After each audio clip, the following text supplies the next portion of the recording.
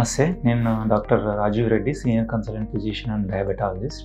ఈరోజు మనం డిస్కస్ చేసుకోబోతున్న టాపిక్ వచ్చేసి హైపర్ యూరిసీమియా. అంటే ఏంటంటే మన రక్తంలో యూరిక్ యాసిడ్ లెవెల్స్ పెరగడం అన్నమాట.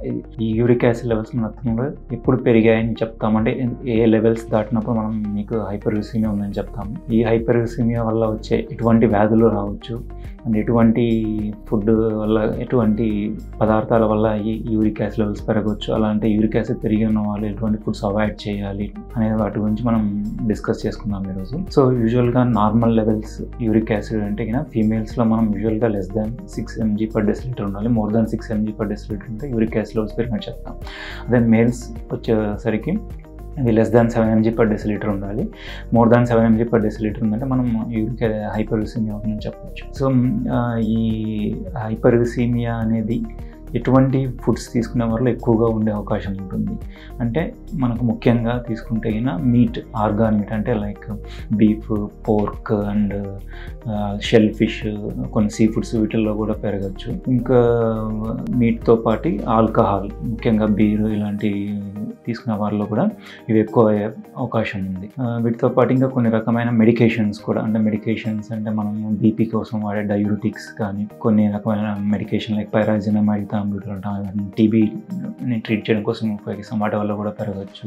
సో ఇంకా కొంతమందికి క్యాన్సర్ ట్రీట్మెంట్ తీసుకునే వాళ్ళు వాడే మెడికేషన్స్ వల్ల కూడా పెరగచ్చు. సో ఇలా కొన్ని ఈవెన్ కొంతమంది హెచ్ఐవి మెడికేషన్స్ వల్ల కూడా, కొన్ని రకమైన హెచ్ఐవి మెడికేషన్స్ వల్ల కూడా యూరిక్ యాసిడ్ లెవెల్స్ పెరగచ్చు. వీటితో పాటు మనకి కొద్దిగా ఆల్రెడీ మ్యాలిగ్నెంట్ క్యాన్సర్ డిసీజెస్ వాటిల్లో కూడా మనకి సెల్ బర్డెన్ పెరిగినప్పుడు వాటి వల్ల కూడా పెరగచ్చు. ముఖ్యంగా మనము బ్లడ్కి సంబంధించిన క్యాన్సర్స్ వీటిల్లో చూస్తాం ఇవి. సో వీటికి ట్రీట్మెంట్ చేసినప్పుడు కూడా సెల్ బర్డెన్ డ్యామేజ్ అయినప్పుడు ఎక్కువ ఇవి రిలీజ్ అయ్యే ఛాన్స్ ఉంటుంది. సో ఇవి మనం ముఖ్యంగా చూసేది. సో వీటితో పాటు ఎవరైతే ఎక్కువగా కార్బోనేటెడ్ డ్రింక్స్ అంటే సాఫ్ట్ డ్రింక్స్ లాంటివి కానీ, షుగరీ ఫుడ్స్ తీసుకుంటారో వాళ్ళలో కూడా పెరిగే అవకాశం ఉంటుంది. సో యూరిక్ యాసిడ్ వల్ల వచ్చే వ్యాధులు ఏ వ్యాధులు రావచ్చు అంటే ముఖ్యంగా మనం కామన్గా చూసేది గౌట్ అంటాం, గౌటీ ఆర్థరైటిస్ అంటే ఏమవుతుందంటే ఈ యూరిక్ యాసిడ్ లెవెల్స్ బ్లడ్లో ఎక్కువైనప్పుడు అవి మనకు జాయింట్స్లో కనెక్టివ్ టిష్యూస్ వీటిల్లో డిపాజిట్ అయినప్పుడు మనకు అక్కడ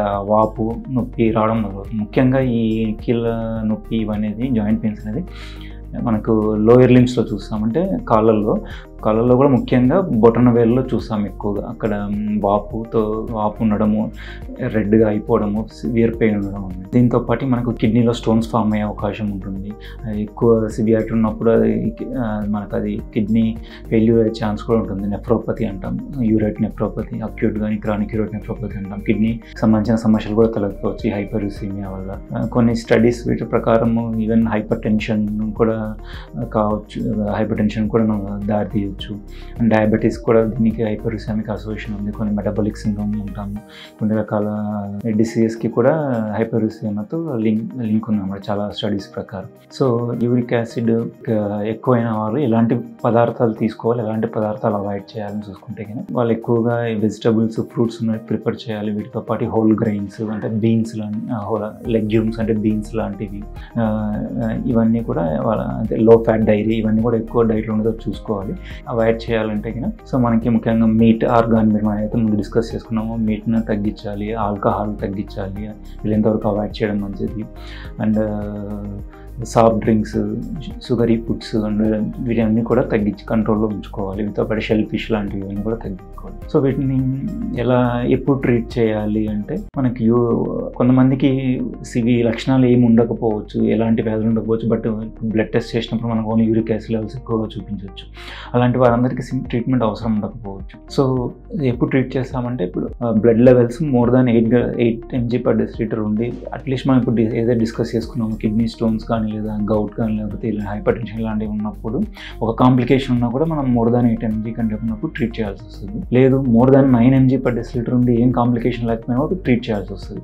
7 to 8 మధ్యలో అలా ఉన్నప్పుడు మనం we can wait and watch, మళ్ళీ ఒకసారి రిపీట్ చేసుకొని చూడము, డైట్ మాడిఫికేషన్ చేసుకోవడం అలా చూసుకోవచ్చు. అదే గౌట్ పెయిన్ ఉన్న వాళ్ళకి ఇనిషియల్ ఫ్లేర్ ఉన్న స్టేజ్లో మనం పెయిన్ కంట్రోల్ చేయడం కోసం పెయిన్ కిల్లర్స్, NSAIDs అన్న వాటిని ఇచ్చి కంట్రోల్ చేసుకుంటాం. తర్వాత యూరిక్ యాసిడ్ లెవెల్స్ వీళ్ళంత వరకు less than 6 mg per distil అలా మెయింటైన్ చేయాలి. దానికోసం మనం మెడికేషన్స్ వాడాల్సి ఉంటుంది. అంటే ముఖ్యంగా మనం వాడేది అల్లోప్యూరినోల్ అని, పెబుక్సోస్టాట్ అని, ప్రోబెన్స్ అని ఇలాంటి కొన్ని రకాల మందులు యూస్ చేస్తాం ఆ యూరిక్ యాసిడ్ కంట్రోల్ చేయడం కోసం. సో ఇలాంటి సంబంధించిన వ్యాధులు కానీ యూరిక్ యాసిడ్ ఎక్కువ తగిన వైద్యుని సంప్రదించి తగిన సలహాలు తీసుకుంటే మంచిది. Thank you.